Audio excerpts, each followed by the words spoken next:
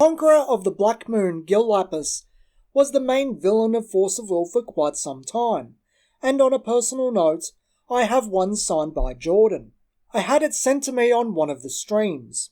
As the Force of Will lore is an incomprehensible mess, Gill Lapis is now two characters. This Gill Lapis being the soul of Ragnarok, and another being the son of Rhea and Gill from the Rhea cluster. Don't ask me, I didn't write it.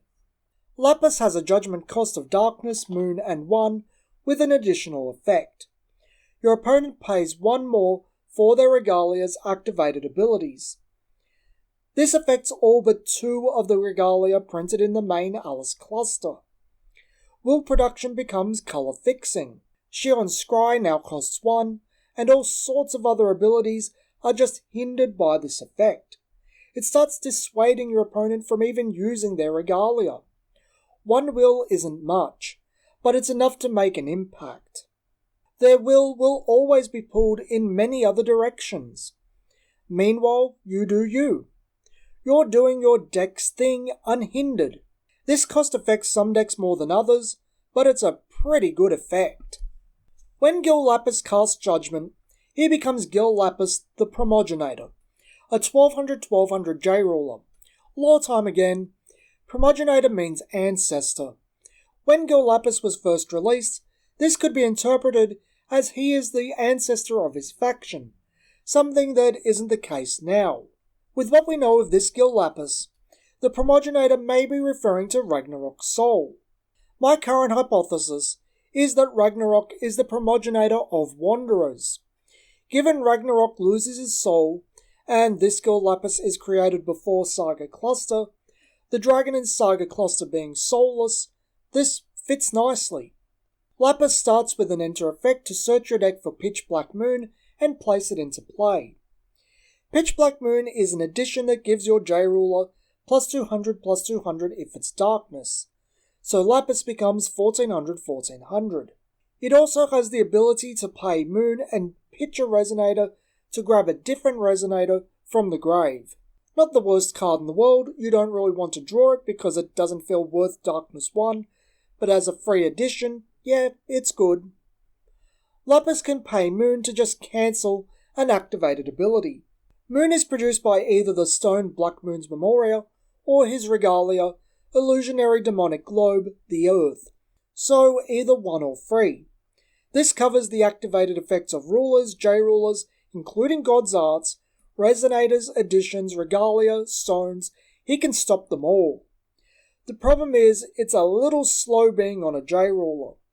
He can't really stop Reflect or Machina, rulers that have the most prominent activated effects. Still, it can be a great effect. Lapis can pay Darkness and 1 to lower a J Resonator by -200/-200 for the turn. Not the worst. Compared to similar effects on rulers, its cost is nowhere near as restrictive, and neither is its target. Due to how the Earth works, it can pay the Void cost here too. As I've said before over this series, for the time, 200 is a pretty decent swing in stats. I think this is good.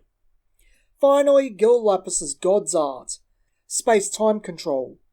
For Darkness Moon and 2, search your opponent's deck for a Resonator, a Regalia, and or an Addition field, and put them into your field. This effect really depends on what your opponent is running, as their deck might not synergize with your game plan, but they're probably packing something you can use for utility reasons, especially in the Regalia slot. The fact you're denying them cards too shouldn't go understated either. I've mentioned Illusionary Demonic Globe, the Earth, a few times, both in regards to Kaguya and Gill Lapis. It's Gill Lapis's Regalia. As per norm, it costs 0, and it can tap to produce Moon. But that Moon can only be used to pay for activated abilities, and both the Judgment and God's Arts of Gill Lapis. I've already gone over what Moon Will is in Kaguya, so I won't go over it here.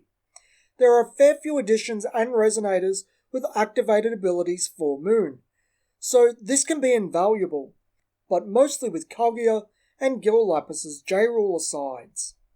You can also tap and banish the Earth to revert Gill Lapis to his ruler side. deliberately made the way it is so Gill Lapis can't have imperishable removed or negated. Good effect if you really need it. Like how Kaguya benefits from being in wind to deal with Black Moonbeam, Gill Lapis benefits from being in darkness. Not just to use Black Moonbeam himself, but with hand destruction effects like Lapis Dark Storm and Izanami the Sealed Terror. Hitting Black Moonbeam before it's even played isn't out of the realm of possibility. Gill Lapis also has far more impact on the game than Kaguya, restricting the use of regalia on his ruler side. It really does lock down quite a few cards. Like Xion and Yggdrasil, he was a tournament mainstay from the moment he was released.